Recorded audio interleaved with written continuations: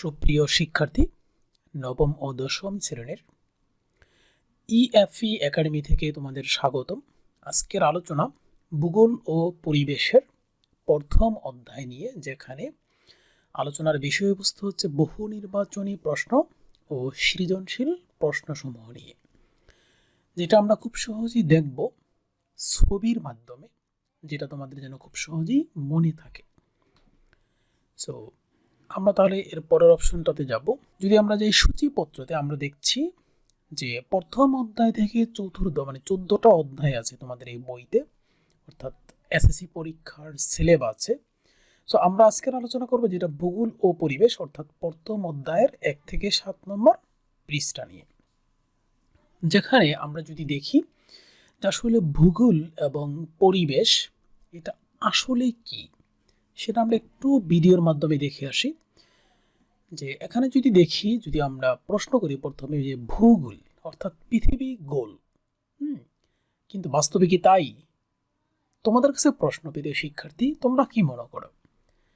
এখানে একটু দেখো যে ক্যামেরা দিয়ে, অর্থাৎ পৃথিবীর উপরে যে সূর্যের আলোর যে প্রভাব, অর্থাৎ দিন ও রাত, যেটা যে পৃথিবীর অর্ধাংশ দিন এবং অর্ধাংশ রাত, এবং কিভাবে দিন হচ্ছে বিভিন্ন শহরে এবং ক্রমে রাত হচ্ছে। এটা হচ্ছে ডিপেন্ড করে যে পৃথিবী কিভাবে ঘুরছে, সূর্যের কোন দিক কিভাবে ঘুরছে। সে শুধু এক ডিরেকশনে ঘুরে না, 2 ডিরেকশনে ঘুরে পৃথিবী, যার কারণে সব এলাকাতেই দিন ও রাতের প্রভাব আছে। সো আমরা এখান থেকে ভূগোল অর্থাৎ পৃথিবী যে গোল এবং সেটার যে আকার আকৃতি, যেটা প্রধান বিষয়বস্তু এই তোমাদের এই বইয়ের অর্থাৎ সিলেবাসে, সেটা আমরা খুব ভালোভাবে দেখার চেষ্টা করব ভিডিওর মাধ্যমে। যে প্রথমে যেটা দেখছি দিন ও রাত, তারপরে আমরা ইউজুয়ালি দেখব যে পৃথিবীর ভিতরে কোথায় কেমন কোন শেপে, অর্থাৎ আমরা টোটালি ভূগোল এবং আমাদের আশেপাশের যে জিনিস অর্থাৎ পরিবেশ, সেটা আমরা খুব ভালোভাবেই জানব। অর্থাৎ আমি সাদা কালো যে অর্থাৎ বোর্ডের মাধ্যমে লিখে তোমাদের যে বোঝানোর সিস্টেম, সেটা আসলে ভূগোলে খুব দুরূহ, এটা একদম সম্ভব না, যার কারণে আমি হাতে কলমে তোমাদেরকে ওই ওরিয়েন্টেড ভিডিও তোমাদের জন্য করছি না। সো প্রিয় শিক্ষার্থী, একটু সময় নিয়ে দেখবে যেন তোমাদের এই অধ্যায়টা ওরকম রিডিং পরে কোনো কিছু মুখস্থ করা না লাগে, অর্থাৎ আমি প্রত্যেকটা জিনিসকে ছবির মাধ্যমে দেখানোর চেষ্টা করব। সো দেখো যে আবারও কিন্তু ঘুরে সেই সময়টা চলে আসছে, ঘড়ির কাঁটা একদিকে এবং দিন ও রাত্রির যে প্রভাব বিভিন্ন এলাকাতে, সেটা কিন্তু এখানে দেখাচ্ছে। সো ঘড়ির কাঁটাটা এখানে জাপানের ঘড়ির কাঁটার ক্রম অনুসারে যে সূর্য একদিকে, যে সূর্যের চারপাশে পৃথিবীটা ঘুরছে, অর্থাৎ সূর্য একই জায়গায় আছে, অর্থাৎ পৃথিবী ঘুরছে। যেহেতু আমার ক্যামেরা পৃথিবীর উপরে, সো এই কারণে পৃথিবীকে যে পৃথিবী যে ঘুরছে সেটা এখানে দেখাচ্ছে না, এখানে দেখাচ্ছে সূর্যটা ঘুরছে। আসলে সূর্য না, সূর্যের চারপাশে পৃথিবীটা, অর্থাৎ আমার ক্যামেরাটা ঘুরছে।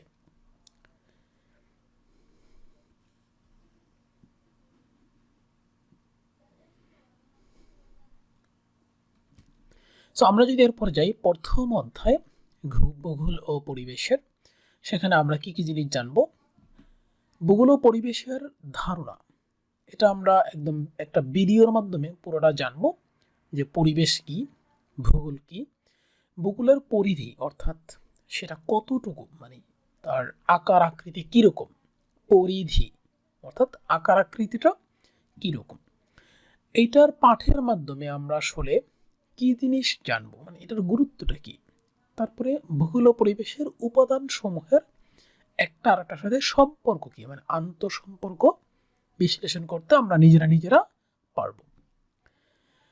তাহলে দেখো, যদি আমি কোনো ভিডিও অথবা চিত্রের মাধ্যমে, ছবির মাধ্যমে না দেখাই, তাহলে যেটা তোমাদের করতে হবে, এই ধরনের বইয়ের যে লেখাগুলো এখানে আছে, সেই লেখাগুলো তোমাদের কি করতে হবে, যেটা আনা পড়তে হবে, পরে এগুলো মুখস্থ করতে হবে অনেকটা। তো আমি যেটা চাচ্ছি, তোমরা এই যে মুখস্থ করার যে একটা ট্রেডিশন বা একটা প্রক্রিয়া, সেখান থেকে তোমরা সরে আসো। সো প্লিজ একটু সঙ্গে থাকো, আশা করি তোমাদের ভালো লাগবে।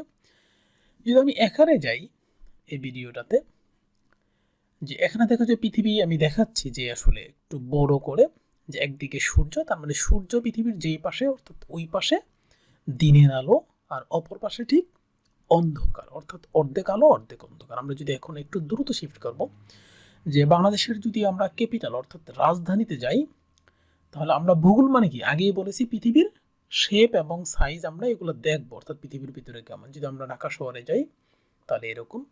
এখন যদি আমরা তোমরা জানো যে চীনের যদি কোনো একটা মরুভূমিতে যাই তাহলে এরকম। জাপানের যদি আমরা কোনো সাগরের পাড়ে যাই তাহলে তোমরা এরকম দেখতে পাবে। সো এই যে আমরা বিভিন্ন জায়গায় যেতে পারছি, যে ভিজিট করতে পারবো, অর্থাৎ সেটা কিন্তু বাস্তবে সম্ভব না। সেটা তাহলে কি আমার এইভাবে অনলাইনে সম্ভব তোমাদের দেখানো।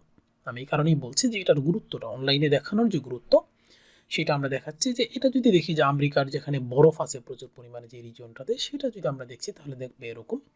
আমরা যদি নিউজিল্যান্ডে যাই সকালের সূর্যের আলোতে, তাহলে নিউজিল্যান্ড দেখতে কীরকম যে পারে। এরপর আমরা এরকম বিভিন্ন এলাকা যদি আমরা এখন দেখতে পাই, যে চীনের যে তিব্বত অর্থাৎ নিষিদ্ধ এলাকা যেটাকে বলা হয় যে তিব্বত সহজে, এটা কিন্তু মালভূমি অর্থাৎ পৃথিবীর ছাদ বলা হয়, খুব উঁচু জায়গাতে হিউজ পর্বত রাশি।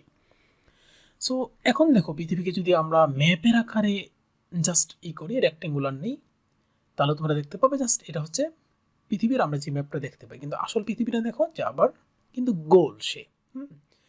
অর্থাৎ আমরা যে ম্যাপটা দেখতে পাবো পৃথিবীটা, অর্থাৎ এইভাবে করে পৃথিবীকে শেপ করে। এখন দেখো যে পৃথিবীর বিভিন্ন জায়গার মাটির যে প্রকৃতি, বিভিন্ন জায়গার মনিউমেন্ট, দেখো যে এভারেস্টের একদম সর্বোচ্চ কীরকম, সবচেয়ে উচ্চতায়।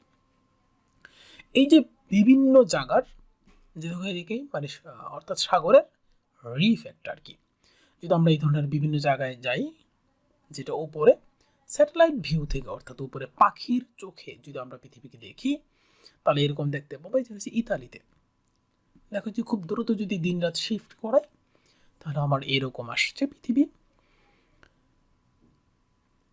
দেখো এটা হচ্ছে পৃথিবীর অর্থাৎ উপর থেকে যে বিভিন্ন গ্রহ, এটা হচ্ছে মঙ্গল গ্রহ, এটা হচ্ছে চাঁদ, দেখতে আসলে এরকম। যেটা আমি মানে তোমাদের অনলাইন থেকে নিয়ে তোমাদের দেখাচ্ছি। সো আশা করি তোমরা কিছুটা হলো এখানে খুব ভালো ধারণা পাবা পৃথিবীর আকার আকৃতি নিয়ে।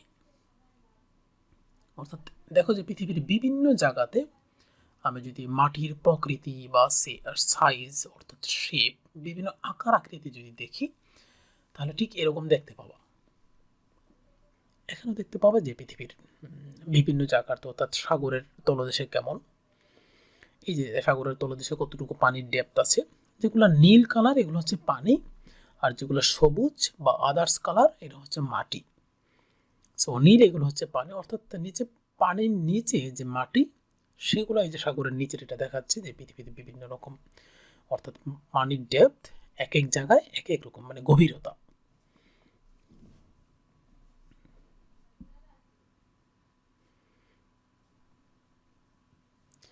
পুরো পৃথিবীর বিভিন্ন যেখানে এই কালারটা আছে পৃথিবীতে, অর্থাৎ একটু আগে দেখলা যেখানে, সেখানে কোনো গাছ গাছটা নাই, অর্থাৎ মরুভূমি পুরোটাই খুবই গরম, যেখানে কোনো বৃষ্টিপাত নাই। সেগুলো আসলে মরুভূমির মতো। এরপর যদি আমরা আসি যে পরের অংশটাতে, যে এখন যদি বলি যে বহু নির্বাচনী প্রশ্ন, তোমরা এতক্ষণ যেটা দেখলাম সেই আলোকে যদি আমরা আসি যে বহু নির্বাচনী প্রশ্ন, ধর 1 নম্বর প্রশ্ন যে কোনটি জীব বহুলের অন্তর্ভুক্ত, 4টার মধ্যে যে কোনো একটা বলতে হবে। জানি না যে ব্যবসা বাণিজ্য হতে পারে, উদ্ভিদ ও জীবজন্তু হতে পারে, অক্ষাংশ দ্রাঘিমাংশ হতে পারে, শহরের ক্রম বিকাশ। কোনটা আসলে সেটা জানার জন্য কি গুগলের তাহলে আমার এই জিনিসটা মুখস্থ করা লাগবে? এই যে ভূগোলের শাখা যেটা বলছি আর কি, এই যে পুরো শাখাটা কোন শাখায় কি নিয়ে আলোচনা করে, যদি মুখস্থ করতে যাই তাহলে আসলে আমার জ্ঞান কোনো বাড়বে না। পৃথিবী সম্পর্কে আমার কোনো জ্ঞান আসলে যেই জন্য এই বইটা তোমাদের জন্য সিলেবাসে দেওয়া, সেই সার্থকতা হবে না তোমাদের। সো তাহলে আমরা চলো যে কীভাবে আসি, যেহেতু আজকাল কি যুগ মানে ডিজিটাল যুগ বাংলাদেশের প্রেক্ষাপটে। সো আমরা চাইলে ডিজিটালভাবে এই জিনিসগুলো যদি উপস্থাপন করি ছবির মাধ্যমে, তাহলে তোমাদের খুব ভালোভাবে আশা করি মনে থাকবে। সো প্রত্যেকটা প্রশ্নের চিত্র সহকারে সহজ ব্যাখ্যা যদি দেই, তাহলে কি একটু সময় লাগবে। সো আশা করি ধৈর্য সহকারে একটু দেখবে এবং আশা করি তার যথাযথ ফলাফলটা পাবে, অর্থাৎ খুব ভালো নিজেরাই ব্যাখ্যা করতে পারবে। যেমন যদি প্রথমে আসি যে ভূগোলের ধারণা, এটা তোমাদের বইয়ের একদম প্রথমেই আলোচনা করেছে, কনসেপ্ট অফ জিওগ্রাফি। তাহলে এই যে ভূগোলের ধারণা, এটা পৃথিবীতে সর্বপ্রথম, এখানে দেখো লাল চিহ্ন দিয়ে একটা দেশের নাম দেওয়া আছে, সেটা হচ্ছে গ্রিস। এই গ্রিস দেশের এক প্রফেসর, তিনি হচ্ছে প্রথমে এই ভূগোলের ধারণা দিয়েছেন পৃথিবীর মধ্যে প্রথম। দেখো এটা হচ্ছে গ্রিস একটা দেশ, তাদের সীমানাটা এরকম, চারপাশে কি আছে, এক পাশে তুরস্ক, এক পাশে ইতালি, অন্য পাশে আরো দেশ আছে, যেটা তোমাদের পরিচিত না, এই কারণে বললাম না। এই যে গ্রিসের একজন সায়েন্টিস্ট বা ভূগোলবিদ, নাম কি তার, তার চেহারাটা দেখো, যে তোমরা আসলে মনে রাখতে পারবে, এই কারণে চেহারাটা দেখাচ্ছি, তার ছবিটা ইরাটোস্থেনিস। ইরাটোস্থেনিস। সো এই যে গ্রিসের একজন ভূগোলবিদ, তার নাম কি, ইরাটোস্থেনিস। দেখতে কিরকম, আশা করি তোমরা মানে নিজেরা কল্পনা করতে পারবে দেখতে কিরকম, এবং তার নাম কি, ইরাটোস্থেনিস। তিনি প্রথম এই ভূগোলের ধারণা দিয়েছেন, অর্থাৎ জিওগ্রাফি, মানে যেহেতু গ্রিস, সো তারা তো আর বাংলায় মানে ভূগোল বলবেন না, তাদের ভাষায় কি জিওগ্রাফি, যার বাংলায় হচ্ছে ভূগোল। সো জিওগ্রাফি শব্দ প্রথম ব্যবহার করেন, কে ব্যবহার করেন, ইরাটোস্থেনিস। তাহলে যদি আসে জিওগ্রাফি, যে পৃথিবীর পুরো, অর্থাৎ পৃথিবীর পুরো শেপ এন্ড সাইজ নিয়ে আলোচনা, সেটা হচ্ছে জিওগ্রাফি। যে পুরো হচ্ছে পৃথিবীর ম্যাপ, তার উপরে দেখো জিও প্লাস গ্রাফি, যদি জিওগ্রাফিকে ভাগ করি তাহলে মাঝখানে যদি প্লাস চিহ্ন দিই, অর্থাৎ জিইও প্লাস গ্রাফি, তাহলে জিও মিনস কি, দেখো এটা হচ্ছে ভূ অথবা পৃথিবী, তাকে বলা হয় জিও। তাহলে গ্রাফি কি আছে, গ্রাফি হচ্ছে বর্ণনা। তাহলে দুইটার যোগফল কি দাঁড়ায়, পৃথিবীর বর্ণনা দাঁড়ায়। তার মানে পৃথিবীর বর্ণনা করাই হচ্ছে জিওগ্রাফির মূল লক্ষ্য। অর্থাৎ তোমরা এই ভূগোল বইটা তোমরা যদি কমপ্লিট করো ভালোভাবে, তাহলে পুরো পৃথিবীর বর্ণনা খুব ভালো মতো দিতে পারবে। তাহলে এখন আসি যে কোন অধ্যাপক, অর্থাৎ মানে ওই বিষয়ে সর্বোচ্চ জ্ঞানের অধিকারী অধ্যাপক, মানে প্রফেসর, তারা কি বলেছেন তোমাদের বইতে যেগুলো দেওয়া আছে। এখানে দেখো যে অধ্যাপক ম্যাকনি, তিনি কি বলেছেন, অধ্যাপক ম্যাকনি এর মতে মানুষের আবাস ভূমি, অর্থাৎ মানুষ যেটাতে বাস করে সেটাই হচ্ছে ভূগোল। মানুষ যেটাতে বাস করে, অর্থাৎ অধ্যাপক ম্যাকনি তাহলে কি বলছেন, যে আবাস ভূমিটাই হচ্ছে ভূগোল, মানে আবাস ভূমি। তাহলে এরপরে যদি আবার আরেকজন অধ্যাপকের কথা দেখি, অধ্যাপক স্টাম্প এর মতে পৃথিবী ও অধিবাসী কি, মানে আদি জনগোষ্ঠী, পৃথিবী ও অধিবাসী, এদের বর্ণনাই হচ্ছে ভূগোল। অর্থাৎ অধিবাসী নিয়ে তাহলে কথা কে বলেছেন, প্রফেসর স্ট্যাম্প। দেখো যে পৃথিবী, এই যে একটা পৃথিবী এবং তার অধিবাসী, অর্থাৎ এই অধিবাসী এখনো পৃথিবীর বিভিন্ন জায়গায় আছে। এটা হচ্ছে ব্রাজিলের অধিবাসীদের মানে চেহারাগুলো, অর্থাৎ তাদের ফিচার্সটা আসলে। তাহলে প্রফেসর স্টাম্প বলেছেন পৃথিবী এবং অধিবাসীদের যে বর্ণনা, সেটাই হচ্ছে ভূগোল। তার কি মনে রাখবে এখান থেকে, অধিবাসী এবং স্টাম্প। এবার আসি যে অধ্যাপক কার্ল রিটার, তিনি বলছেন যে ভূগোল হলো পৃথিবীর বিজ্ঞান। দেখো ছবিতে এই যে পৃথিবীর বিজ্ঞান, অর্থাৎ বিজ্ঞান যেসব জিনিস আবিষ্কার করেছেন পৃথিবীর উপরে বিভিন্ন জায়গায়, দেখো পৃথিবীর যে বিজ্ঞান সেটা কে বলেছেন, কার্ল রিটার। তিনি বলেছেন পৃথিবীর বিজ্ঞানের বর্ণনাই হচ্ছে ভূগোল। এখন আসি যে প্রথম জিওগ্রাফি শব্দ কে ব্যবহার করেন, একটু আগে আমরা আলোচনা করেছি, আশা করি তোমাদের আমার আগে মনে থাকবে। তোমরা কি তাহলে মনে করতে পারো যে প্রথম জিওগ্রাফি শব্দ কে ব্যবহার করেন এর মাঝখানে, যে sir Stamp, sir Carl Ritter, sir Eratosthenes ও স্যার মেকুনি, কে অর্থ? তাহলে আমরা প্রথমেই বলেছিলাম স্যার ইরাটোস্থেনিস। সো আশা করি সবাই পারবে এইটুকু। এরপরে দেখো যে একটু ধৈর্য সহকারে সাথে থাকো। এবার দেখো যে আমরা ম্যাচ করি আসলে, যেখানে আমরা 4টা জিনিস অলরেডি শিখেছি এবং সেটা আসলে প্রাকৃতিকভাবে আমরা মানে ম্যাচ করতে পারি কিনা, কে কোনটা বলেছেন। যেমন যদি আসে যে জিওগ্রাফি শব্দ, এই যে প্রথমে জিওগ্রাফি শব্দ, তাহলে এর সাথে এই পাশের কাকে ম্যাচ করতে পারবো, অর্থাৎ জিওগ্রাফি শব্দের সাথে মানে এই যে 4জন ব্যক্তির নাম দেওয়া আছে, কার নামটা যায় তার সাথে, অর্থাৎ জিওগ্রাফি শব্দ কে প্রথম ব্যবহার করেন এরকম, ওই শব্দটার সাথে সবচেয়ে বেশি কার যোগাযোগ, মানে সেটা হচ্ছে স্যার ইরাটোস্থেনিস। সো এর পরের গুলা কি তোমরা তাহলে পারবে? যেমন আবাসভূমি, এই যে আবাসভূমি এই শব্দটা এই 4জনের মধ্যে কে ব্যবহার করেছেন, মনে আছে কি? একটু দেখে নিই। স্যার মেকুনি, একটু আগে আমরা আলোচনা করেছি যে স্যার মেকুনি হচ্ছে আবাসভূমি, এর বর্ণনাটাই ভূগোল বলেছেন। এরপর আসি অধিবাসী। অধিবাসী নিয়ে তাহলে কে কথা বলেছেন? স্যার স্টাম্প বলেছেন।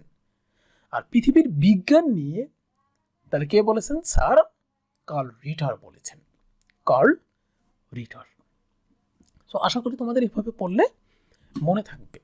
এবার আসি যে পরিবেশের ধারণা, কনসেপ্ট অফ এনভায়রনমেন্ট। সো পরিবেশের যে ধারণা, এটা আমি চিত্রের মাধ্যমে দিব যেন তোমরা নিজেরাই বলতে পারো আসলে পরিবেশ কি। চলো তাহলে একটু ঘুরে আসি যে পরিবেশের উপাদান কি কি। যদি প্রশ্নে আসে যে পরিবেশের উপাদান কি কি, লিখো। মুখস্থ করবে না, মুখস্থ না করেই লিখতে হবে। তাহলে কিভাবে? দেখো যে পরিবেশ, এই যে নদী মানে পরিবেশের উপাদান, মানে আমরা চারপাশে যা দেখতে পাই তাই পরিবেশের উপাদান। তাহলে নদী, তাহলে দেখো নালা, খাল, আমরা এগুলোর সাথে পরিচিত অলরেডি। যারা স্পেশালি গ্রামের স্টুডেন্ট তারা আমরা জানি যে খাল কি জিনিস, নালা কি জিনিস, অর্থাৎ নদীর চেয়ে ছোট, যেটা শীতকালে পানি থাকে না কিন্তু গ্রীষ্মকালে বর্ষার সময় পানি থাকে। তারপর যদি আসে সাগর, মহাসাগর। সাগর হচ্ছে কি ছোট লেন্থে, আর মহাসাগর হচ্ছে অনেক বড় লেন্থ, মানে অনেক বড় আকারের। তাহলে সাগর এবং মহাসাগরও পরিবেশের অংশ। যেটা হচ্ছে ব্লু কালার, এটা হচ্ছে সাগর। তারপর আসি বন ও জঙ্গল। এই যে বন জঙ্গল, সাথে আমরা কি দেখতে পাই ছবিতে? পাহাড় দেখতে পাই ছোট ছোট। এই যে পাহাড় বা টিলা যেটাকে বলা হয়, ছোট যে সাইজের হয় টিলা বলি, যা পাহাড় বলি। বন ও জঙ্গল, গাছ গাছা যেটাকে বলা হয় বন জঙ্গল, আমরা এদিকে দেখতে পাচ্ছি পাহাড়। দেখো যে যদি এটা দেখি যে বড় ধরনের পাহাড়, তারপর দেখো যে পর্বত, মানে একটার পর একটা কন্টিনিউ, তখন তাদেরকে বলা হয় কি পর্বত। আগেরটা আসে দেখি পাহাড়, মানে একটাই অনেক বড়, সেটা হচ্ছে পাহাড়। তাহলে পর্বত কি? যেটা হচ্ছে কন্টিনিউয়াস একের পর এক, সেটা হচ্ছে পর্বত মালা বলে বা পর্বত। তাহলে ওখানে কি পরিবেশের অংশ। এই একটা চিত্র দেখে দেখো যে রাস্তাঘাট, সেটাও পরিবেশের অংশ। সেটা কে তৈরি করেছে? মানুষ। সেটা কিন্তু প্রাকৃতিক না। মানে এই ছবিটার মধ্যে দেখো, একটা ছবি দিয়ে আমি সবকিছু ব্যাখ্যা করতে পারবো এখন তোমাদের সামনে। যেমন এই একটা ছবি, সেখানে রাস্তাঘাট, সেটা কার তৈরি? মানুষের তৈরি। প্রাকৃতিক, আল্লাহর দান না, সেটা মানুষ বিভিন্ন উপাদান নিয়ে এসে এরকম শেপের তৈরি করেছেন। এরপরে দেখো যে প্রাণী, সেটা কি মানুষে পারে তৈরি করতে? না, সেটা আল্লাহ তাআলার সৃষ্টি। প্রাণ মানুষ দিতে পারে না। তাহলে এই প্রাণী ও পরিবেশের উপাদান। যদি বলি ঘর বাড়ি, বিদ্যুৎ, এটা কে দিয়েছেন? এটা মানুষের তৈরি। মানুষ চাইলে এটাকে বিভিন্ন শেপ সাইজ দিয়ে তৈরি করতে পারেন। গাছ, উদ্ভিদ, তোমরাই বলো এটা কি কেউ পারে তৈরি করতে? তৈরি করতে কেউ পারে না। আমরা গাছের বীজ রোপণ করতে পারি, এটা প্রাকৃতিক দান মানুষের জন্য, আশীর্বাদ স্বরূপ গাছ অথবা উদ্ভিদ যেটা আমরা বলি। মাটি, পৃথিবীর এখনো কেউ পারে না মাটি তৈরি করতে। একটু মনে রাখবে, পৃথিবীর এখনো কেউ মাটি তৈরি করতে পারে না। মাটির মধ্যে এত জিনিস আছে যেটা মানুষের পক্ষে তৈরি করা সম্ভব হয়নি। আর্টিফিশিয়াল বা কৃত্রিম মাটি এখনো নাই পৃথিবীতে। পানি, পানি কেউ তৈরি করতে পারে না, সেটাও প্রাকৃতিক। বায়ু, বাতাস কেউ তৈরি করতে পারে না, সেটাও প্রাকৃতিক। তাহলে দেখো, একটা ছবির মধ্যে আমরা পরিবেশের কতগুলো উপাদান বর্ণনা করতে পারছি। এই যেখানে পানি দেখতে পাও, তাহলে এটা পানি। এই যেখানে মাটি আছে, যেটা ঘাস যেখানে হয়েছে মাটি, গাছ আমরা এখানে দেখতে পাচ্ছি। এই যেখানে প্রাণী দেখতে পাচ্ছি, রাস্তাঘাট এখানে আমরা পাচ্ছি, ঘর বাড়ি পাচ্ছি, বিদ্যুৎ, ইলেকট্রিসিটি এবং বায়ু মানে বাতাস। সো এই যে জিনিসগুলো দেখতে পাচ্ছি, এগুলো সবই পরিবেশের উপাদান। তোমাদের কি বিরক্ত লাগছে? একটু ধৈর্য সহকারে যদি দেখো, খুশি মনে মানে হাসি খুশি দেখবে, তাহলে যদি তোমরা এটার সাথে মজা নিতে পারো, মানে তো অর্থাৎ মানে এই পড়াশোনার সাথে একটু মজা করতে পারো, মানে মজা করে যদি পড়াশোনা করতে পারো, তাহলে কি হবে, জিনিসগুলো খুব ভালো মনে থাকবে এবং নিজের উপর চাপ কমে যাবে। তাহলে এখন যদি বলি যে, এখন তোমরাই বলো যে পরিবেশ কাকে বলে, মানে এতক্ষণ আমরা কি দেখলাম আসলে পরিবেশে, তাহলে সেটা কি সহজে নিজের ভাষায় বলতে পারবে? চলো আমরা যদি দেখি যে নদী, নালা, খাল, বিল, সাগর, মহাসাগর, পাহাড়, পর্বত, বন, জঙ্গল, ঘর বাড়ি, রাস্তাঘাট, আমরা এগুলো অলরেডি আলোচনা করেছি। এই যে সব এগুলাই নিয়ে গড়ে ওঠে পরিবেশ। অর্থাৎ আমরা চারপাশে যা দেখি তাই হলো পরিবেশ। তাহলে পরিবেশ কাকে বলে?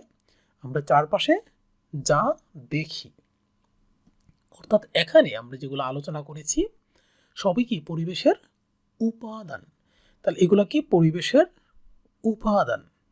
তাহলে এই যে উপাদান সমূহ নিয়ে এটাই হচ্ছে পরিবেশ। অর্থাৎ আমরা চারপাশে যা দেখি তাই হলো পরিবেশ।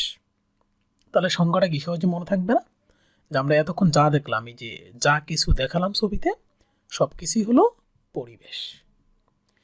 তাহলে এবার আসি ভূগোলের পরিধি নিয়ে আলোচনা করব। পরিধি। তাহলে এবার দেখো যে ভূগোলের পরিধি নিয়ে যদি আলোচনা করতে চাই, তাহলে একটু খেয়াল করে দেখো যে প্রাকৃতিক ভূগোল যেটা বলছে কি মানুষ তৈরি করতে পারে না, এটা হচ্ছে মানব ভূগোল, সেটা মানুষের সৃষ্টি।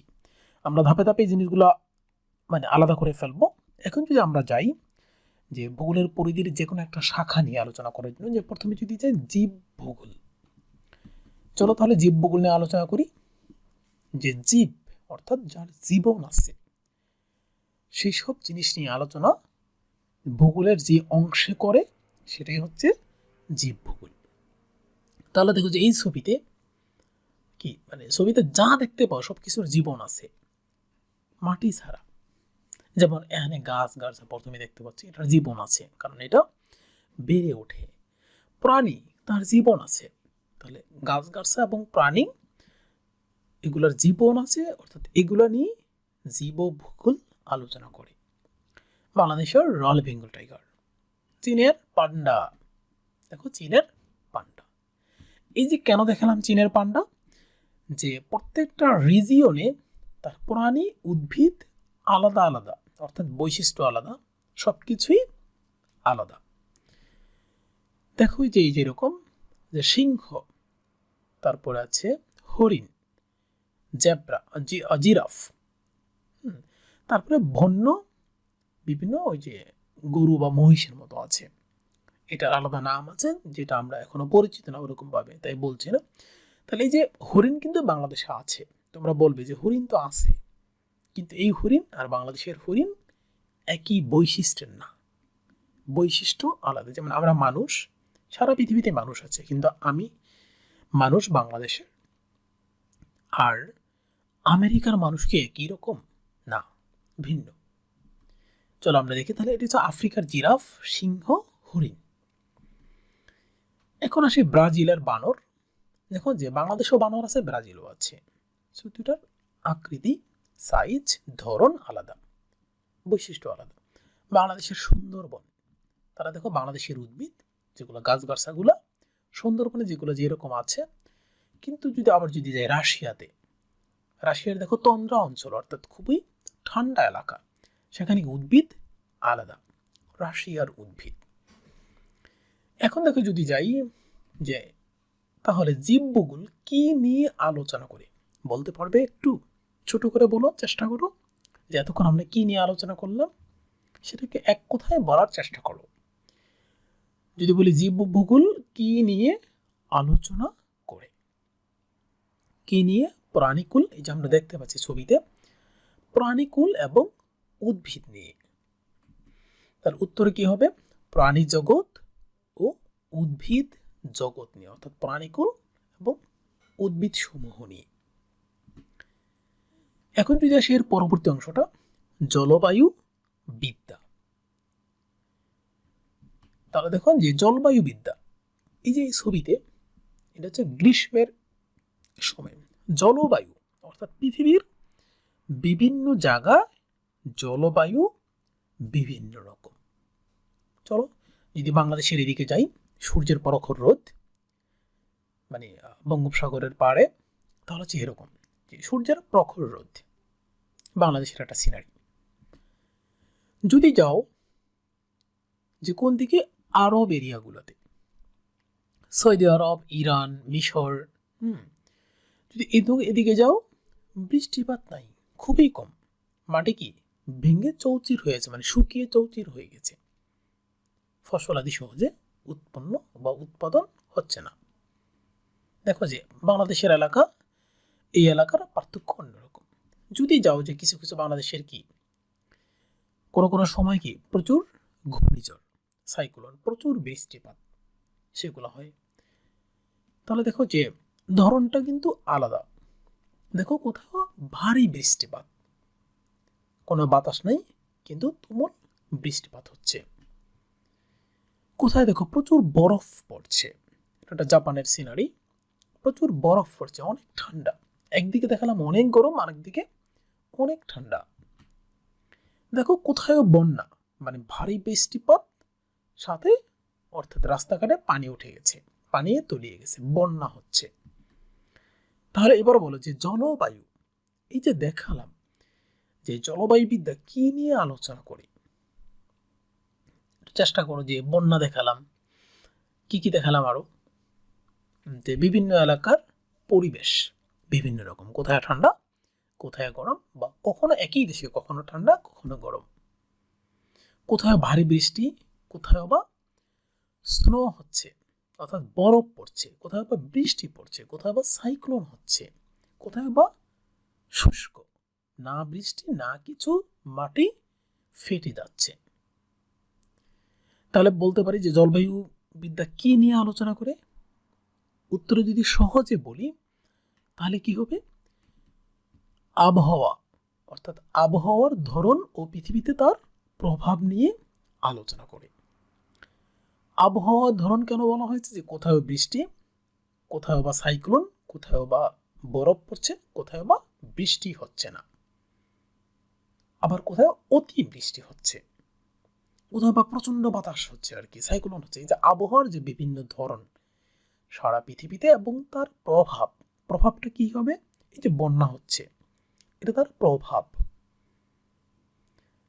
একটা সাইক্লোন হচ্ছে, গাছগাছরা ভেঙে যাচ্ছে, এটা কি তার প্রভাব। অর্থাৎ আবহাওয়ার ধরন ও প্রভাব জলবায়ুবিদ্যা আলোচনা করে। তাহলে যদি এবার প্রশ্ন আসে, জীবভূগোল নিম্নের কি নিয়ে আলোচনা করে? এই যে জীবভূগোল মানে যদি প্রশ্ন হয় এরকম, নিচের কোনটা নিয়ে আলোচনা করে? যদি এরকম আসে যে জলবায়ু, পাহাড় পর্বত, না শিলাবৃষ্টি, না উদ্ভিদ, এর মধ্যে যে জীবভূগোল কার জীবন আছে? এদের মধ্যে জলবায়ুর কোনো জীবন নাই, পাহাড় পর্বতেরও জীবন নেই, শিলাবৃষ্টিরও নাই, শুধু উদ্ভিদের জীবন আছে। তার মানে কি জীবভূগোল এখানকার চারটার মধ্যে উদ্ভিদ নিয়ে আলোচনা করে। কি নিয়ে? উদ্ভিদ নিয়ে। আমরা আগে জানি প্রাণী জগৎ এবং উদ্ভিদকুল নিয়ে, প্রাণীকুল এবং উদ্ভিদ জগৎ নিয়ে আলোচনা করে। এখন যদি আসি ভূমি রূপ বিদ্যা, এখনই কিন্তু আমরা প্রাকৃতিক ভূগোলই আছি, ভূমি রূপ বিদ্যা, জিওগ্রাফি যেটা। তাহলে ভূমিরূপ বিদ্যাতে দেখো যে পৃথিবীর অর্থাৎ এক এক জায়গার শেপ, পৃথিবীর পুরো শেপটা যদি দেখতে পাও, যে মাটির যে শেপ অর্থাৎ কোথায় উঁচু, কোথায় নিচু, কোথায় সমতল, কোথায় খাড়া পাহাড়, কোথায় অনেক উঁচু, কোথায় অনেক নিচু, এই যে দেখতে পাও, এটি হচ্ছে ভূমি রূপ বিদ্যা, সে ভূগোলের অন্তর্ভুক্ত। আমেরিকার একটা রিজন দেখো যে মাটির শেপটা কত অন্যরকম। এই যে যদি এদিকে দেখো যে মাটির শেপগুলো, এদিকে দেখো আবার মাঝখানে দেখো যেদিকে ফসলাদি, ভূমিরূপ বিদ্যা আমেরিকাতে। এখন যদি যাই যে আরব এরিয়াতে অর্থাৎ মিশরে যদি যাই, লাল মাটি, কোনো ফসলাদি হচ্ছে না, পুরাই খাখা রোদ, মানে কোনো বৃষ্টিবিহীন লাল মাটি, শক্ত মাটি। দেখো যদি আমরা বাংলাদেশ ইন্ডিয়ার দিকে যাই, এটা হচ্ছে ইন্ডিয়ার একটা ছবি কাশ্মীরের, তো সেখানে দেখো যে নদী বহমান, চারপাশে সবুজ, অর্থাৎ মাটি অনেক উর্বর। মাটির দেখো সেখানেও অনেক নিচু উঁচু বিভিন্ন শেপের আছে। দেখো এদিকে তিব্বতের, চীনের তিব্বতে যদি যাই, দেখো উপরে কিরকম, খুবই ঠান্ডা, বাট কোনো বৃষ্টি নেই, অর্থাৎ মাটি কোনো উর্বর না, খুবই শক্ত মাটি, কোনো ফসলাদি হয় না, কিছুই নাই। যার কারণে কি তিব্বতকে নিষিদ্ধ শহর বলে পৃথিবীতে, মানে ওখানে যাওয়া খুবই দুষ্কর। আবার যদি দেখো যে বাংলাদেশে দেখো যে বেলে মাটি, দোআঁশ মাটি, এর মিশ্রণ ফসল করলে হয়। আবার অনেক জায়গায় আছে শুধু বালি মাটি, মানে বেলে মাটি অর্থাৎ বালি, সেখানে ফসল হয় না। সো এখন দেখো যদি বলি ভূমিরূপ বিদ্যা, তাহলে কি নিয়ে আলোচনা করে, বলতে পারবে যে পৃথিবীর বিভিন্ন জায়গায় মাটির যে উঁচু নিচু ধরন, যদি উত্তরে যদি আসি, এই যে একটা ছবি, সেই ছবি দিয়ে তোমরা বলতে পারবে, এই ছবিটা দেখো বলার কথা, বলতে পারার কথা। এই ছবিটাতে কি আছে, কোথায় মাটি উঁচু, কোথায় নিচু, কোথায় মানে শেপ কিরকম, কোথায় বেলে মাটি, কোথায় শক্ত মাটি, কোথায় লাল মাটি। তাহলে পৃথিবীর কি মাটির উঁচু নিচু যে গঠন, সেটা নিয়ে ভূমিরূপ বিদ্যা আলোচনা করে। এরপরে যদি আসি মৃত্তিকা ভূগোল, অর্থাৎ মাটি, শুধু মাটির গুণাগুণ নিয়ে যেটা আলোচনা। মৃত্তিকা ভূগোলে যদি আসি, দেখো যে এই যে গাছ, এক একটা গাছ কি মাটির নিচ থেকে তার খাবার সংগ্রহ করে, তার মানে কি মাটির নিচে কিরকম মাটিগুলো, সেটা যদি ব্যাখ্যা করি, তাহলে সেটাই হচ্ছে মৃত্তিকা ভূগোল। সেটাই কি তাহলে মৃত্তিকা ভূগোল। তাহলে এই যে একজন টিচার, তিনি তার স্টুডেন্টদেরকে বুঝাচ্ছেন মাটি কালেক্ট করে, যে এটার কত ফিট মাটির নিচে কি ধরনের মাটি আছে, এবং এই যে গাছ লাগানো, সেটা কখন ওই মাটি থেকে খাবার সংগ্রহ করতে পারবে। দেখো যে পৃথিবীর মাটির নিচের লেয়ার মানে কত ভিন্ন পৃথিবীতে, কোথায় লাল মাটি, নিচে দেখো যে এই যে গ্রিন, হালকা একটু খেয়াল করো, এই যে গ্রিন, এখানে কি আবার কি আছে, তোমার গাছপালা আছে। এটা হচ্ছে কি পানি। মাটির ধরন দেখো খুবই শক্ত মাটি, সহজে ভাঙে না। আবার দেখো যে মাটির লেয়ার পুরো লাল মাটি, বিভিন্ন জায়গায় লাল, রকি এরিয়া অর্থাৎ পাথর, পাথরের এরিয়া, খুবই শক্ত জায়গা এরিয়া। আবার দেখো বাংলাদেশের মতো নরম মাটি, এই যে নদী ভাঙ্গে দেখতে পাবো তোমরা, বালি মাটি, এঁটেল মাটি, দোআঁশ মাটি, উপরে যে সবুজ ঘাস, খুবই নরম মাটি। এখন যদি আসি যে মৃত্তিকা ভূগোল, তাহলে কি নিয়ে আলোচনা করে, একটু ধৈর্য সহকারে ছবিটার দিকে তাকিয়ে দেখো যে এটা হচ্ছে সাগর, আর তার মানে এটা হচ্ছে সাগর, সেটা মহাসাগর হতে পারে, সাগর হতে পারে, এটা হচ্ছে মাটি।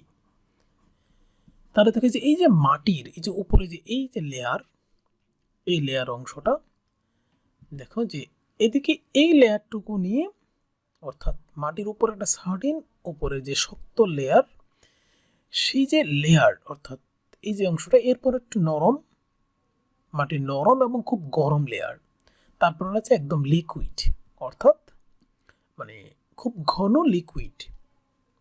লিকুইড মানে কি তরল।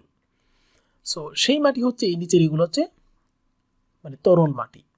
তাহলে শুধু উপরের এই শক্ত লবণাক্ত মাটি নিয়ে আলোচনা করা হচ্ছে এই অধ্যায়। উত্তর ধারে কি হবে, পৃথিবীর উপরিভাগের মাটির গঠন ও বিন্যাস নিয়ে। অর্থাৎ একটা গাছ যদি এদিকে হয়, ধরো এদিকে একটা গাছ হচ্ছে বড় গাছ, সেটার কি লেয়ার মানে তার ইয়াগুলো শিকড়গুলো এরকম ছড়াতে পারে। অর্থাৎ এই লেয়ারের মধ্যে কোথায় কি আছে সেটা নিয়ে আলোচনা করা হচ্ছে এটার কাজ, এই অধ্যায়ের কাজ।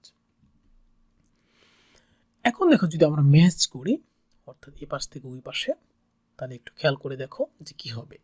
তাহলে জীব উপকূল বলো যে এই পাশের গুলোর সাথে এই পাশের বাম পাশেরটা ডান পাশের সাথে ম্যাচ করো। তাহলে জীব উপকূল কি নিয়ে আলোচনা করে এর মাঝখানে? বেলেমাটি নিয়ে, নদী নালা, গাছপালা নাকি পাহাড় পর্বত? আশা করি তোমরা নিজেরাই পারবে, তাও একটু মিলিয়ে নাও। তাহলে জীব উপকূল কি নিয়ে আলোচনা করে? গাছপালা। মৃত্তিকা ভূগোল কি নিয়ে আলোচনা করে? মাটি নিয়ে। তাহলে বেলে মাটি, দোআঁশ মাটি, এঁটেল মাটি, যে কোনো মাটি নিয়ে, মাটির ধরন এগুলো নিয়ে মৃত্তিকা ভূগোল আলোচনা করে। ভূমিরূপ বিদ্যা পাহাড় পর্বত নিয়ে আলোচনা করে না, কারণ ভূমিরূপ বিদ্যা কি, কোথায় উঁচু কোথায় নিচু এইসব জিনিস নিয়ে আলোচনা করি। তাহলে দেখো যে নদী নালা বাকি ছিল, এটাও কি ভূমিরূপ বিদ্যা, নদী নালা নিয়ে আলোচনা করে। তাহলে এবার বলো জলবায়ু বিদ্যার কিন্তু উত্তর এখানে নাই। তাহলে জলবায়ু বিদ্যা কি নিয়ে আলোচনা করে? পৃথিবীর বিভিন্ন জায়গায় আবহাওয়ার ধরন, কোথায় বৃষ্টি কোথায় বৃষ্টি নেই, কোথায় বরফ পড়ে, কোথায় আবার বন্যা হচ্ছে, কোথায় আবার মানে জোরে সাইক্লোন আসছে, জলবায়ু বিদ্যার কাজ। ভূগোলের পরিধি সমুদ্রবিদ্যা। সমুদ্র নিয়ে আমরা দেখব যে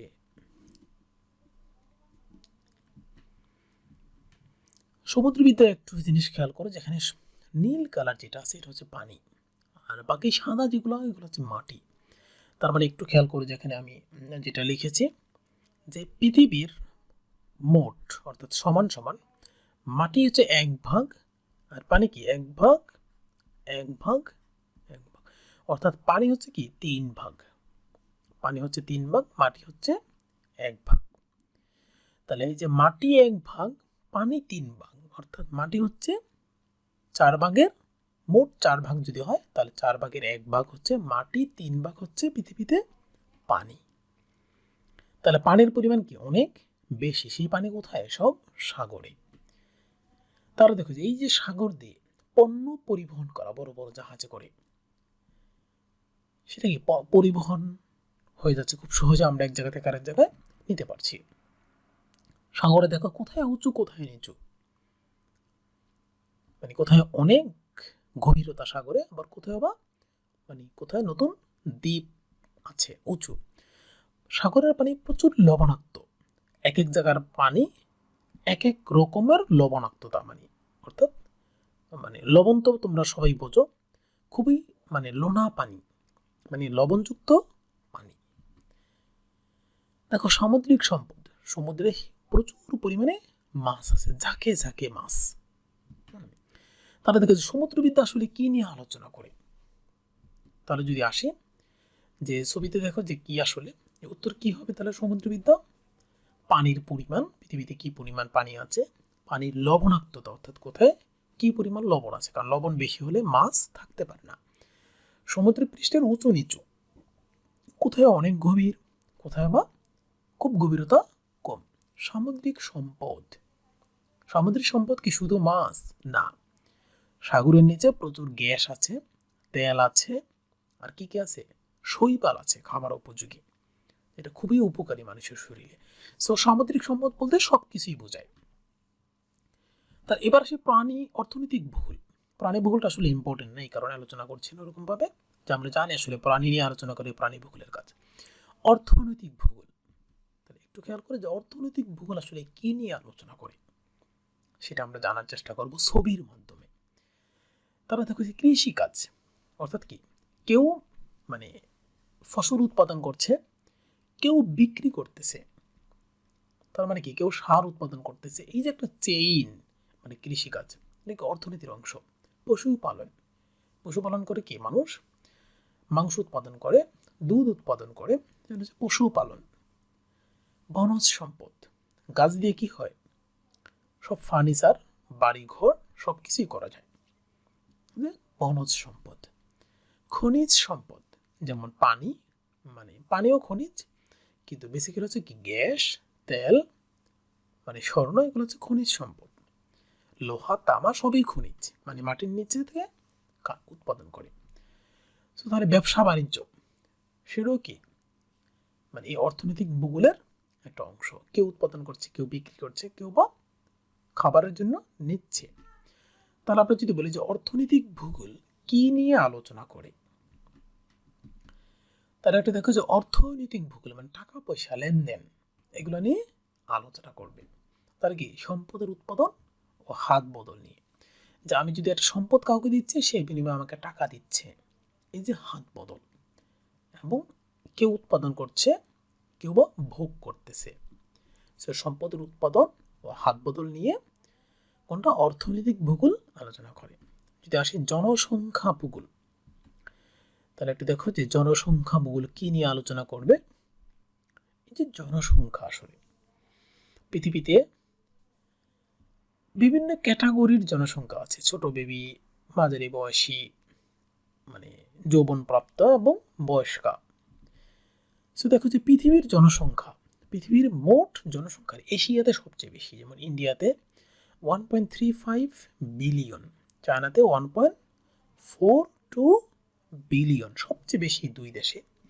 সো ওই অনুসারে মানে বিভিন্ন কালার অনুসারে বিভিন্ন দেশের, যেমন পাকিস্তানে কত, বাংলাদেশে কত, মিয়ানমারে কত, সব দেশের জনসংখ্যা এখানে মোটামুটি বলা আছে। তো পৃথিবীর জনসংখ্যা নিয়ে জনসংখ্যা ভূগোল আলোচনা করে।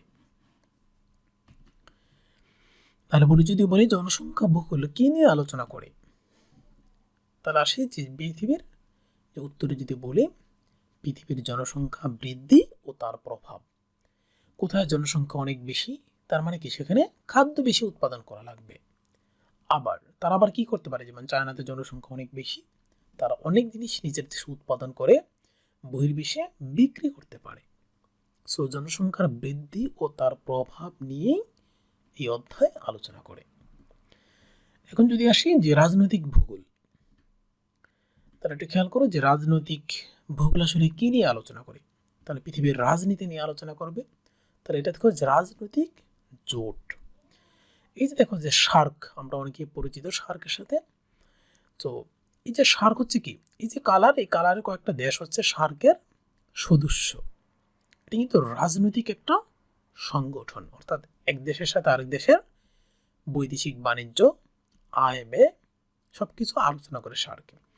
আসিয়ান, মানে এই যে কালারফুল কান্ট্রিগুলো, এটা হচ্ছে আসিয়ান, অর্থাৎ এশিয়ার এই কান্ট্রিগুলো নিয়ে আলোচনা হচ্ছে, রাজনৈতিক একটা জোট। তো এরকম পৃথিবীতে সব জায়গায় দেখো জোট আছে, কালার অনুসারে এখানে তোমরা দেখতে পাবে সব জায়গাতেই জোট আছে। তারা রাজনৈতিক জোটও এর অন্তর্ভুক্ত। এরপর যদি রাজনৈতিক সীমানা, যেমন বাংলাদেশের ছোট্ট একটা সীমানা আছে, ইন্ডিয়ার একটা সীমানা আছে, চীনের একটা সীমানা আছে, সীমানা নিয়ে প্রায় পৃথিবীতে সংঘর্ষ হয়, মানে কার কতটুকু সীমানা এই নিয়ে। সো রাজনৈতিক সীমানা নির্ধারণও এই রাজনৈতিক ভূগোলের একটা অংশ। তারপর দেখো যে বাংলাদেশের ভিতরে দেখো এক একটা জেলার যে সীমানা, সেখানেও রাজনীতি আছে, মানে স্থানীয় সীমানা বলা হয় যেটাকে। জাতীয় উন্নয়ন, মানে এই যে জাতীয় উন্নয়ন, সেটাও রাজনীতির একটা অংশ, মানে বড় বড় প্রজেক্ট, সেটা কি করে বিভিন্ন স্বার্থে, নিজেদের রাজনৈতিক পার্সনদের স্বার্থে তার ডিরেকশন বা স্থান মানে পরিবর্তন করে, সেখানে জাতীয় উন্নয়নও রাজনৈতিক একটা অংশ। তাহলে আমরা যদি বলি রাজনৈতিক ভূগোল কি নিয়ে আলোচনা করে, তাহলে এবার দেখো যে এই যে বিভিন্ন দেশের প্রধানগণ, তারা দেখো যে একে অপরকে যে ধরিয়ে শক্তভাবে অবস্থান করা, অর্থাৎ তারা পৃথিবীর জন্য কিছু একটা করবে শক্তভাবে। দেখো যে উত্তরটা তাহলে কি আসবে, রাজনৈতিক ও স্থানীয় সীমানা, জাতীয় উন্নয়ন ও আন্তর্জাতিক জোট। এই যে এখানে যাদের দেখতে পাচ্ছ সবাই একই জোটের অন্তর্ভুক্ত, বিভিন্ন কাজে তারা জোটের মাধ্যমে সম্পাদন করে। এখন যদি আসি যে আবার ম্যাচ করা, আসলে রাজনৈতিক ভূগোল কি নিয়ে আলোচনা করে, তাহলে কি নিয়ে আলোচনা করবে, এই যে এটাকে এনজিও, এটা কি একটা সংগঠন, এনজিও একটা সংগঠন, তার মানে রাজনীতি এই সংগঠন নিয়েও আলোচনা করে। জনসংখ্যা ভূগোল, মানে প্রবাসী যে দেশের বাইরে থাকে কারা কতজন থাকবে থাকবে না, সেগুলো জনসংখ্যা ভূগোল আলোচনা করে। অর্থনৈতিক ভূগোল, অর্থনৈতিক ভূগোল কি নিয়ে আলোচনা করবে, বা সমুদ্রবিদ্যা কি নিয়ে আলোচনা করে, দ্বীপ সমূহ নিয়ে, সমুদ্রের উপরে দ্বীপ। তাহলে অর্থনৈতিক ভূগোল কি নিয়ে আলোচনা করে, কৃষিকাজ নিয়ে। তো এবার আসি আঞ্চলিক ভূগোল। তাহলে দেখো যে আঞ্চলিক ভূগোলে যদি আসি,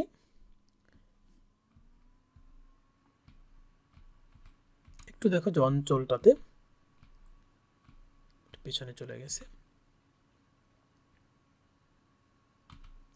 বাংলাদেশ মানে বিভিন্ন অঞ্চলের যে ভূগোল। তাহলে বাংলাদেশের ইয়েতে যদি যাই, তাহলে দেখো যে বাংলাদেশের ভূমি আসলে কি রকম। বাংলাদেশের মধ্যে গেলে বাংলাদেশের ভূমি অনেকটা কি সমতল, বৃষ্টি হলে পানি আটকে যায় এবং সেখানে এই ধরনের ফসলাদি হয়। বাংলাদেশের শিশু দেখুন যে মানে তাদের চেহারা আসলে কি রকম, বা আমরা জানি বাংলাদেশের উদ্ভিদ, গ্রাম এলাকায় বিভিন্ন উদ্ভিদ। এখন যদি যাই ভুটান, আমাদের পাশে একটা দেশে, মানে ইন্ডিয়ার পাশে বেসিক্যালি, সেই দেশে যদি যাই, তারা দেখো যে ভিন্ন রকম, আমাদের সাথে মিলবে না। ভুটানের ভূমি দেখো কোথায় অনেক উঁচু কোথায় নিচু, সেখানেই তাদের বসবাস, কোনো সমতল ভূমি নাই বললেই চলে। ভুটানের শিশু দেখো, ওই যে সমতল ভূমি নাই, তাহলে দেখো তাদের চেহারাগুলো কিন্তু একটু অন্যরকম, মানে আমাদের মতো একই না। ভুটানের উদ্ভিদ দেখো যে এই যে মানে পাহাড়ি এলাকার উদ্ভিদ, সেটাও আমাদের উদ্ভিদের চাইতে আলাদা। তাহলে যদি বলি যে আমরা আঞ্চলিক ভূগোল কি নিয়ে আলোচনা করে, তাহলে আমরা বলতে পারি অঞ্চলভেদে ভূ প্রকৃতি, উদ্ভিদ ও মানুষের বৈশিষ্ট্য নিয়ে আলোচনা করি। মানে অঞ্চলভেদে ভূ প্রকৃতি অর্থাৎ বাংলাদেশের যেমন সমতল, ভুটানে আমরা সমতল দেখছি না, এই যে বিভিন্ন জায়গার পার্থক্য, উদ্ভিদ ও মানুষের বৈশিষ্ট্য সেটাও আলাদা আলাদা। তাহলে সেগুলো নিয়ে আলোচনা করাই এই চ্যাপ্টারের কাজ। এরপর যদি আসি যে দুর্যোগ ব্যবস্থাপনা, যে চলে আসি যে দুর্যোগ ব্যবস্থাপনা ভূগোল আসলে কি নিয়ে আলোচনা করে। যেমন এই যে দুর্যোগ ব্যবস্থাপনা, এই যে ভূগোল, ভূগোল মানে কি পৃথিবী সম্পর্কে জানতে হবে। যেমন ধরো ভারতে বন্যা হলো, এরপর কিন্তু বাংলাদেশ বুঝতে হবে, বাংলাদেশের ভূগোলবিদদের, যে বন্যার পানি বাংলাদেশে চলে আসবে। কেন চলে আসবে, বাংলাদেশ নিচু এলাকা, ইন্ডিয়া উঁচু এলাকা, তো উঁচু এলাকা থেকে সবসময় কি নিচু এলাকায় পানি গড়িয়ে যাবে। তাহলে ভারতের বন্যার কি পানি ফারাক্কা বাদ দিয়ে বাংলাদেশে এই যে প্রবেশ করতেছে হিউজ পরিমাণে। তাহলে এরপরে কি হবে, স্বাভাবিকভাবে বন্যা ট্রান্সফার হচ্ছে, ভারত থেকে পানি বাংলাদেশে ভাটিতে নেমে আসতেছে এবং সেখানে পানি তলিয়ে যাচ্ছে। আবার বাংলাদেশেও নিজেও বৃষ্টিপাতে এরকম বন্যা হতে পারে। সো এবার দেখো যে বন্যা হলে এই যে বেড়িবাঁধ, যেন পানি লোকাল এরিয়াতে মানুষের আবাসিক এরিয়াতে না ঢোকে, এই কারণে কি নির্মাণ করে, বেড়িবাঁধ নির্মাণ করে, বাঁধ, শক্ত বাঁধ নির্মাণ করে। তার আবার দেখো যে পৃথিবীতে যে কিছুদিন আগে একটা সাইক্লোন হলো বাংলাদেশে, তো এই যে সাইক্লোনগুলো দেখো যে সাগরে মানে উৎপন্ন কি প্রথম ধাপটা সাগরে হয়। চারপাশে দেখো শ্রীলঙ্কা আছে, ইন্দোনেশিয়া আছে, এদিকে মালয়েশিয়া আছে, এদিকে থাইল্যান্ড আছে, মিয়ানমার, বাংলাদেশ, ইন্ডিয়া, কোথায় যে যাবে সেটা ডিরেকশনই যে ঠিক করা, অর্থাৎ সেটার গতিবিধি দেখে বলে দেয় যে বাংলাদেশের দিকে যাচ্ছে, কখনো বলে দেয় যে মিয়ানমারের দিকে যাচ্ছে, কখনো ইন্ডিয়ার দিকে যাচ্ছে। এই যে গতিপথ বলে দেওয়া, সেটাও এই ভূগোলের অন্তর্ভুক্ত। তারপর দেখো যে দুর্যোগ দুর্যোগে নিরাপদ আশ্রয় কেন্দ্র। তাহলে আশ্রয় কেন্দ্র কি, যখনই বড় ধরনের সাইক্লোন হয়, মানুষকে যেন বন্যা হয়ে গেলে মানুষকে যেন সাইক্লোন সেন্টারে জায়গা দিতে পারে, মাল্টিপারপাস। তাহলে দুর্যোগ ব্যবস্থাপনা ভূগোল কি নিয়ে আলোচনা করি, বেড়িবাঁধ নির্মাণ করে, আশ্রয় কেন্দ্র নির্মাণ করে, যখনই মানুষের সব ক্ষতি করে ফেলে, ফসল আদি সহ সবকিছু ত্রাণ বিতরণ করে, ইমার্জেন্সি খাবার বা আসবাবপত্র, আদার্স জিনিস। দুর্যোগ সম্পর্কে সতর্কীকরণ, এই যে বন্যা আসতেছে বা এই যে ঘূর্ণিঝড় আসতেছে আগামী এতদিন পরে বাংলাদেশে হিট করবে, জনগণ সাবধান। সো দুর্যোগ সম্পর্কে সতর্কীকরণ। তাহলে এবার আসি সংখ্যাতাত্ত্বিক ভূগোল। সংখ্যাতাত্ত্বিক ভূগোলটা তোমাদের সাথে খুব পরিচিত না, একটু খেয়াল করে দেখো যে সংখ্যাতাত্ত্বিক ভূগোলটা আসলে কি জিনিস।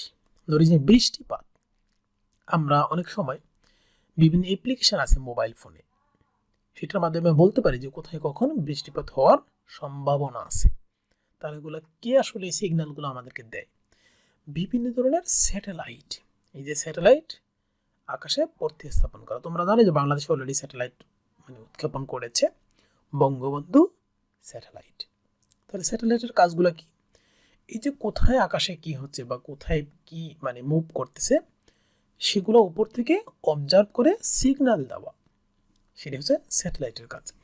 তাহলে এটা বেসিক্যালি এই যে অধ্যায়টা এটা নিয়ে জানা, এটাকে বলে GIS, geographic information system.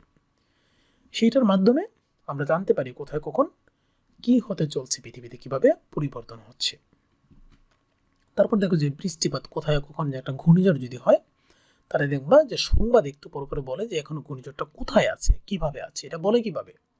Satellite দিয়ে। সংখ্যাতাত্ত্বিক ভূগোলটা আসলে কি? স্যাটেলাইট দিয়ে তথ্য উপাত্ত বিশ্লেষণ করে বলতে পারা কোথায় এটা আছে। তার কি এটা আমাদের বৈজ্ঞানিকভাবে ব্যাখ্যা করতে হয়, যারা সায়েন্টিস্ট আছে এ নিয়ে তাদেরকে। সো এটা এই কারণে কি সংখ্যাতাত্ত্বিক ভূগোলের এটা অংশ। এই যে ঘূর্ণিঝড় কোথায় কিভাবে আশ্রে পড়তেছে পৃথিবীর উপরে, সেটা প্রতি মুহূর্তে মুহূর্তে বলে দেওয়া। তাহলে এখন যদি আসে সংখ্যাতাত্ত্বিক ভূগোল কি নিয়ে আলোচনা করে, তাহলে পৃথিবী দেখো কোথাও মেঘ শূন্য, কোথায় সাইক্লোন, বিভিন্ন জায়গায় বিভিন্ন অবস্থা পৃথিবীতে আর কি। তার উত্তর কি হবে? ভবিষ্যতে কোথায় কখন কি হবে, অর্থাৎ দুর্যোগ জাতীয় জিনিস, বৃষ্টি হবে, তা গাণিতিকভাবে ব্যাখ্যা করাই হচ্ছে এই ভূগোলের কাজ। এরপর আসি পরিবহন ভূগোল। তাহলে একটু খেয়াল করি যে পরিবহন ভূগোল আসলে কি নিয়ে আলোচনা করে। আমরা জানি যে পরিবহন কি, অর্থাৎ যানবাহন নিয়ে আলোচনা করা। যেমন চট্টগ্রাম বিমানবন্দর, পরিবহন অর্থাৎ মানুষকে বিমানে করে এক জায়গা থেকে আরেক জায়গায় নিয়ে যাওয়া। তার যে বিমানবন্দরের যে লোকেশন অর্থাৎ অবস্থান, সেটা খুবই ইম্পর্টেন্ট এই ক্ষেত্রে। যেমন দেখো বাস স্টেশন, কোথায় বাস স্টেশন হবে, বাস কোন রুটে চলবে, কিভাবে চলবে, কত সময় পর পর চলবে, এগুলো কি পরিবহন ভূগোলের কাজ। দেখো পণ্য পরিবহন, যে বিশাল পণ্য পরিবহন ট্রেন দিয়ে, সেটাও কি পরিবহন ভূগোলের কাজ। তাহলে পরিবহন ভূগোল কি নিয়ে আলোচনা করে, তাহলে কি আমরা বলতে পারবো এই একটা ছবির মাধ্যমে যে উত্তর আসলে কি হবে? মানুষ ও পণ্যের এক স্থান থেকে অন্য স্থানে স্থানান্তর করা হচ্ছে পরিবহন ভূগোলের কাজ, স্থানান্তর নিয়ে আলোচনা করা। দেখো পণ্য, জাহাজ দিয়ে পণ্য পরিবহন করছে, বিমান দিয়ে মানুষ পরিবহন করছে এবং পণ্য পরিবহন করছে, বাস ট্রেন এগুলো দিয়ে মানুষ পণ্য উভয়ই পরিবহন করছে। নগর ভূগোল, তাহলে নগর ভূগোল আসলে কি জিনিস আমরা একটু দেখে আসি ছবির মাধ্যমে। যেমন আগের ঢাকা, অনেক আগের ঢাকা দেখতে পাচ্ছ, ঢাকার যে মেইন একটা জায়গা সেটা কিরকম। বর্তমান ঢাকা, ঢাকার কিছু অর্থাৎ স্থাপনা, বর্তমান ঢাকা।